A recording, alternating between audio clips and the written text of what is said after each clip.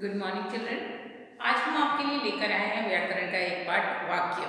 वाक्य का अभ्यास हम पहले कर चुके हैं, तो ये हमारी रिविजन एक्सरसाइज है, यानी कि हम वाक्य को दोहरा रहे हैं। वाक्य यानी सेंटेंस।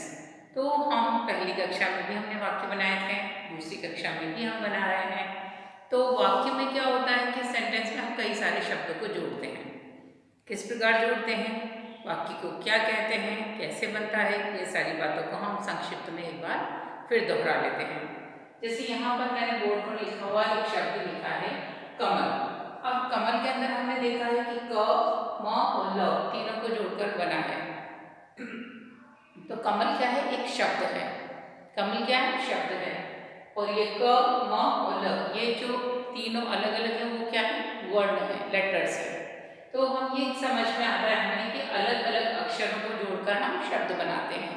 तो एक चीज़ हमें ये ध्यान रखना है कि अक्षर सबसे छोटे होते हैं, यानी कि वर्ण, उनको जोड़कर हम शब्द बनाते हैं और शब्दों को जोड़कर हम वाक्य बनाते हैं। तो यहाँ पर क, म और ल ये तीनों अलग अलग क्या है, अक्षर हैं, वर्ण हैं, उन्हें जोड़कर हमने बनाया शब्द जो बना कमल। अब कमल से हमने एक वाक्य बनाया कि कमल हमारा राष्ट्रीय फूल है। ये क्या हुआ, वाक्य है। ठीक है। अब यहाँ हम देखते हैं कि सबसे छोटा वर्ण, वर्ण क्या होते हैं, यहाँ पर वर्ण किसे कह रहे हैं, क है, म है, ल है, ये सब क्या है, वर्ण है। शब्द कौन सा हो गया, क म ल, ये क्या है, शब्द है। और वाक्य क्या हो गया, कमल सुंदर फूल है, कमल सुंदर फूल है। तो ध्यान रखने लायक बात यह है कि वर्ण सबसे छोटे होते हैं, वर्णों को जोड़ते हैं तो शब्द बनता है, शब्दों को जोड़ते हैं तो वाक्य बनते हैं। अब यहाँ पर एक ही शब्द है, तो क्या एक ही शब्द से वाक्य बन गया, नहीं। वाक्य के अंदर हमने कितने शब्द लिखे, 1 2 3 4। ये वाले वाक्य में हमने कितने, ये वाक्य है, ये एक वाक्य है, इसमें कितने शब्द हमने जोड़े, 1 2 3 4 5। ये एक वाक्य है, इसमें कितने शब्द जोड़े, 1 2 3 4। तो ये तो हमें पता है कि वाक्य में शब्दों को जोड़ा जाता है, इकट्ठा लिखा जाता है। तो ये हम कह सकते हैं कि शब्दों के समूह को हम वाक्य कहते हैं। ठीक है। अब शब्दों के समूह को वाक्य कहते हैं, अगर कुछ शब्दों का समूह आगे पीछे हो जाए तो वो क्या वाक्य रहेगा, नहीं। तो उनका एक ऑर्डर में जमा होना जरूरी है। अगर हम बोलते हैं फूल सुंदर कमल है, तो होगा वाक्य, नहीं।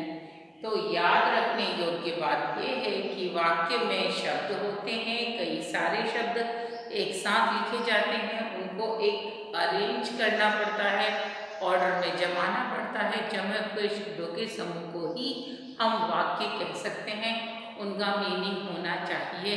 अगर वो सही क्रम में नहीं जमे होंगे तो वो वाक्य नहीं होंगे। तो याद रखने वाली बातें हैं कि वर्ण होते हैं सबसे छोटे, क म ल, ऐसे अलग अलग लेटर्स को हम वर्ण बोलते हैं। भाषा में ये सबसे छोटे होते हैं और वर्णों को जोड़कर क्या बनता है, शब्द बनता है।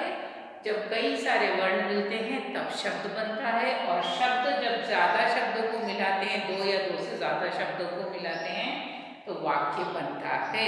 और वाक्य में 1 से ज्यादा शब्द होते हैं, 2 से ज्यादा शब्द होते हैं, 10 भी हो सकते हैं, 5 भी हो सकते हैं, और उनका कोई मीनिंग निकलता है, वो सब जमे हुए होते हैं। तो आप कह सकते हो कि वाक्य शब्दों का समूह होता है। क्या होता है, शब्द का समूह होता है, जिसे हम प्रॉपर ऑर्डर में जमाते हैं। तो चलिए, वाक्य किसे कहते हैं, उसके क्या उदाहरण है वो हम आपको और लिखवा देते हैं, लेकिन फिलहाल ये समझ लीजिए कि वर्ण क्या है, शब्द क्या है और वाक्य क्या है। इन तीनों के उदाहरण को देख लीजिए, समझ लीजिए।